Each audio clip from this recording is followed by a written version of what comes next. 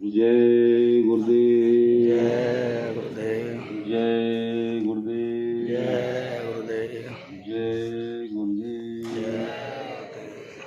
गुरु महाराज के पावन पुलिस चरणों में कोट कोट प्रणाम। उपस्थित सभी सत्संगी भाई बहन सभी को सादर जय गुरुदेव। हमारे बीच में बाहर से हमारे गुरु प्रेमी आए हैं, उनको बारंबार धन्यवाद, बारंबार जय गुरुदेव। इस साकारी प्रचार रैली का श्रेय ऐसे तो गुरु महाराज सब करने कराने वाले हैं, लेकिन किसी न किसी को निमित्त भी बनाते हैं। ग्वालियर और आगरा संगत भाई साहब ने कई बार फोन किया कि वो प्रचार साकारी प्रचार निकालना है। आगरा वालों को इन दोनों का ही जोश था, बाकी हम 5 जिले बाद में इनके साथ लगे हैं। इन दोनों के प्रयास से ये कार्यक्रम शुरू हुआ। 11 तारीख को शाम को ही गुरु भाई बहुत आ गए थे यहाँ पर, और आज उसका अंतिम समापन का समय है।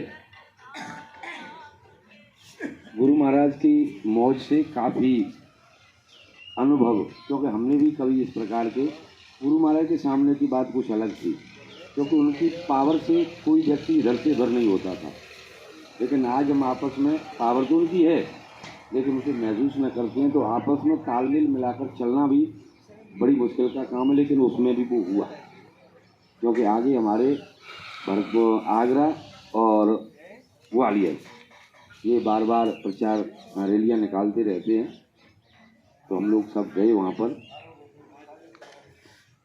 सभी भाइयों से बहनों से एक चीज़ के लिए सबसे ज़्यादा तो मैं ही क्षमा प्रार्थना करता हूँ, क्योंकि मैं ज़्यादा बोला हूँ। किसी की गाड़ी हो, किसी को, एक हमारे चाचा जी हैं ग्वालियर के, कहाँ हैं वो बैठे हैं, इनको तो मैंने एक गाड़ी में टिकने ही नहीं दिया। पहुँच गया, उतरो तुम यहाँ से, इस गाड़ी में बैठो, वहाँ बिठा दिया। कई गाड़ियाँ बदल दी इनकी। लेकिन मैं उनसे प्रार्थना करता हूँ, मैंने देखा है उनका दिल कि वो खुश होकर के उतरते थे। नहीं तो एक बार कोई गाड़ी सीट में बैठ जाए, उसको उठाओ, दूसरे को बिठाओ, तो एक बार में 2 बार कह देगा, अरे मास्टर साहब बार बार परेशान करते हो। लेकिन पूरे 7 दिन के उसमें, और ऐसा हंसमुख देखा मैंने पहली बार। इनके परिचय तो था पहले, लेकिन सबसे ज़्यादा मैंने ही परेशान किया है, और इन्हीं को नहीं काफ़ी लोगों को किया है। गाड़ी पीछे करो, आगे करो। तो किसी भाई बहन को अगर ऐसी कोई ठेस लगी हो, ऐसी कोई बात मुझसे निकली हो, तो उसके लिए मैं सबसे क्षमा चाहता हूँ। जय गुरुदेव। और इस प्रकार का भाव, इस प्रकार का सहयोग आपसी अगर हमारा रहा, तो हमारा ये सच्चा परिवार है। समापन का समय है ही। नाश्ते के लिए कुछ भाई रह गए हैं क्या? 2 मिनट के लिए आमंत्रित करूँगा। उससे पहले माया का लोक है ये आश्रम की। इसकी शुरुआत नहीं हुई थी बनने से पहले, तो एक प्रेमी आए थे, उन्होंने कहा था कि माता एक काम करना, आपकी संगत हमें बहुत अच्छी लगती है, लेकिन पैसा इकट्ठा मत करना, उसको लगाते रहना, नहीं ये झगड़ा करा देगा आपस में। तो जैसे भी आता है उसको साथ ही साथ किसी न किसी में आया नहीं को निर्माण कार्य करा दिया। अभी ये कार्यक्रम चला है तो पैसे के बगैर तो नहीं चला। 7 जिले के प्रेमियों ने अपनी संगत की तरफ से 10,000 रुपये जमा किए उसमें, और हमारे बंगाल से पधारे हुए हमारे गुरु भाई हैं, हमने मना भी किया था, लेकिन इन्होंने भी ऐसे समझिए जैसे हमारे 3 राज्यों ने जमा किए, और इन बंगाल वालों का भी उतना ही सहयोग रहा उसमें। इन्होंने भी सेवा उसमें जमा की। उसमें भाई कुमार साहब रजिस्टर माफ़ी मिल जाएगी, क्योंकि देखो इधर लिखा हुआ भी है गुरु महाराज की पत्रिका में से कि संगत का एक पैसा भी इधर से उधर आपसे कर दिया तो उसका बड़ा भारी नुकसान हो जाएगा। कितनी सेवा आई उसके बाद में आगे की कार्रवाई शुरू करते हैं।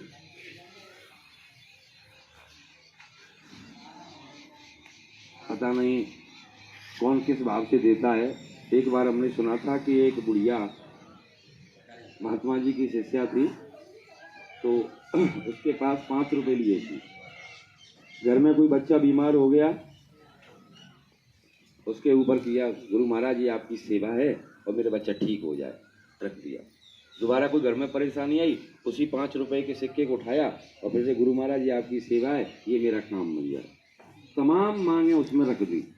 अब प्रोग्राम आया तो वो प्रोग्राम अपने गुरु महाराज के पास गई और जा कर के जो आदेश होता है कि भाई सेवा जो भी करनी है, तो उन्होंने कहा मंच से कि भाई एक बुढ़िया आई है, उसकी सेवा कोई हाथ में मत लेना, मैं अपने हाथ में लूँगा सीधा।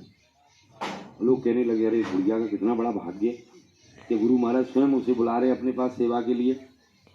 बुढ़िया गई, वो भी प्रसन्न थी कि देखो गुरु महाराज ने, उन्होंने उनको दिया, उन्होंने ऐसे हथेली बंद कर ली।